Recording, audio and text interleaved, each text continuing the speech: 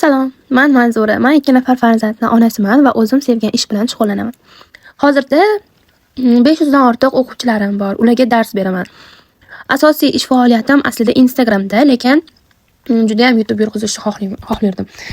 Bu YouTube kanalimdan oldingi kanalimda mingtacha ayol qizlar meni kuzatishardi, lekin u YouTube kanalimni yopishga to'g'ri keldi. Sababi uni shunchaki havasga ochib ko'rganimda odam shunaqa ko'payib ketib qolgan edi, lekin men uni to'g'risini aytsam qayta tiklashni bilmagan edim va uni o'chirishimga to'g'ri kelgan edi. Boshqa ochdim, ya'ni. Nima demoqchiman? Bugun sizlarga men haqiqiy kunimni, aslida sahna ortini, men ham qanaqa qilib natijalarga erishayotganimni hammasini sizlarga qo'yib borishni xohladim. Shunchaki bu narsalarni, ya'ni videoni aslida olganman va bu ozuchka qilayotgan sizlarga gapirayotgan gapimni qayta yozishni xohlamadim aslida. Shunchaki bor shu emotsiyalarim bilan gapirayotganlarimni hammasi o'zi qolishini xohladim.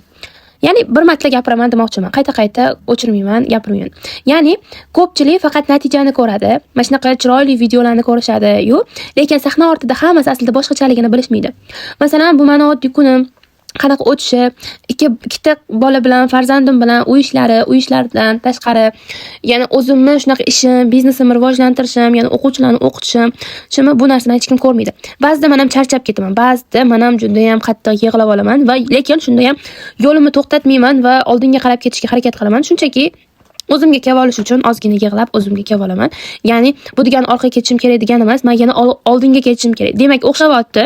Qiyinchilik bo'lyaptimi? Demak, men to'g'ri yo'ldaman deyman-da doim o'zimga. Ba'zida hech narsaga ulgura olmayotgandek bo'laman. Aslida ham ulgura olmay qolaman. O'zim ishimdan ortib boshqa ishlarga ulgura olmayman. Masalan, farzandlarimga o'zimning o'rnida qara olmayman. Xullas shunaqa gaplar. Lekin baribir o'zimni yo'limda davom etaman. Chunki men ham onaman, men ham insonman. Men ham hammasini birdaniga boshlamaganman. Sekin kichkina qadamlar bilan kelyapman-da. Bugun Allohga shukr, kichkina bo'lsa ham o'zimni shu zalimda o'zimni sevgan ishim bilan shug'ullanaman. O'quvchilarim bor, ularga qo'limdan kelgancha darslarni o'tib boraman, lekin bu oson bo'lmaydi. Ko'p sabr, ko'p harakat va eng asosiysi to'xtamaslik kerak bu yo'lda.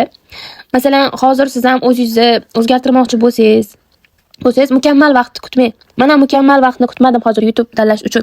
Ayni damda mana shu holatda o'tiribman. O'zimni ko'rsatib o'tay. Shu holatda o'tiribman va yonimda farzandim o'tiribdi va shunchaki xayolimga bu narsa keldi va men sizlarga bu narsani aytib o'tyapman. Hamma ishimni aslida xuddi shunaqa boshlayman. Xayolimga keladi, shunchaki boshlab olaman. Muhimi har doim boshlash. Qolgani yo'lda o'rganib davom etib ketaveriladi. Eng asosiy narsa, eng qiyin narsa bu boshlash. Boshlab olish qiyin, mukammal vaqtni kutishadi. Yo'q, shunchaki boshlang. Men ham sizga o'xshab oddiy ayolman-da. Agar men qila olgan bo'lsam, men qila olayotgan bo'lsam, siz ham qila olasiz.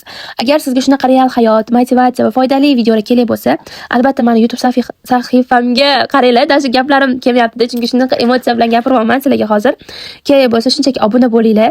Oldinda yana ko'p narsalarni birga o'samiz, birga o'rganamiz. Masalan, biror nimalarni kerak bo'lsa kommentariyalarda yozinglar. Men sizlarning kommentariyalarga javob qaytarib chiqaman-da. Birga o'rganamiz. Hammasini birgalikda qilib boramiz. Mana agar shu joygacha eshitgan bo'lsanglar, sizlarga rahmat kattakon.